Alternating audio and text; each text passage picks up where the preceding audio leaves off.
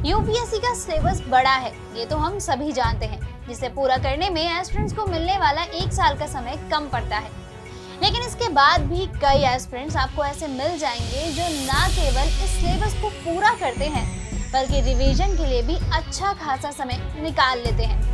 तो आखिर वे एस्पिरेंट्स ऐसा क्या करते हैं, या कहें कि आखिर वे कैसे पढ़ते हैं जो समय से पहले यूपीएससी का विशाल सिलेबस उनसे पूरा भी हो जाता है और वे बेहतर रिवीजन के साथ इसमें सफल भी हो जाते हैं।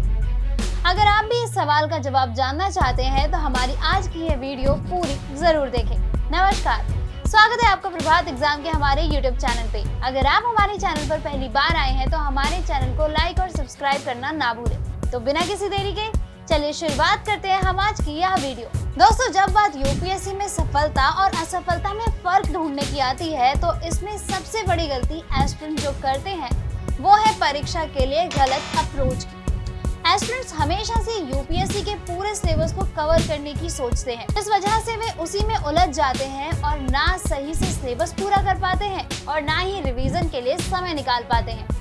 इसलिए सबसे पहले आप ये जानें कि यूपीएससी में सफल होने के लिए आपको कितने नंबर चाहिए जिनसे आप आसानी से सिलेक्ट हो जाए। यूपीएससी के जारी होने वाले डाटा की माने तो पिछले 13 सालों में प्री परीक्षा में सफल होने के लिए एस्पिरेंट्स को लगभग 51.60% तक नंबर लाने होते हैं।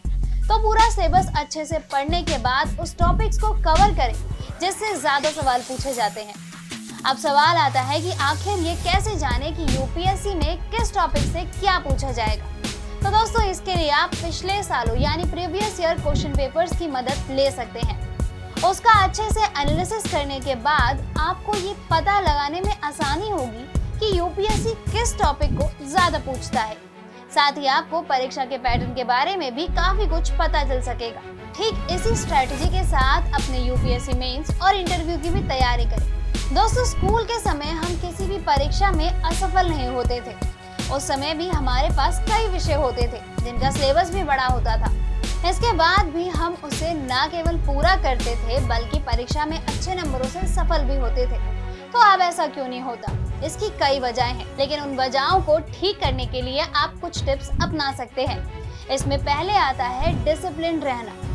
स्कूल के समय हर बच्चे का एक सेट टाइम टेबल होता था, उसे कब उठना है, कब स्कूल जाना है, कब कितना पढ़ना है, सब कुछ। लेकिन जब स्कूल खत्म होता है तो बच्चे थोड़े से अनडिसिप्लिन्ड हो जाते हैं, जिसका असर उनकी पढ़ाई पे साफ साफ पड़ता है। इसलिए यूपीएससी में सफल होने के लिए आप सबसे पहले अपने लिए एक बेहतर टाइम टेबल बनाएं और उसे डिसिप्लिन के साथ फॉलो करें।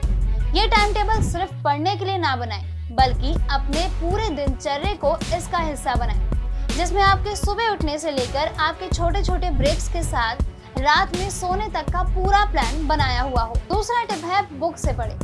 आज के डिजिटल वाले जमाने में हर aspirant e book, PDF, guides की मदद लेना ज्यादा पसंद करते हैं, जो कि एक गलत तरीका है।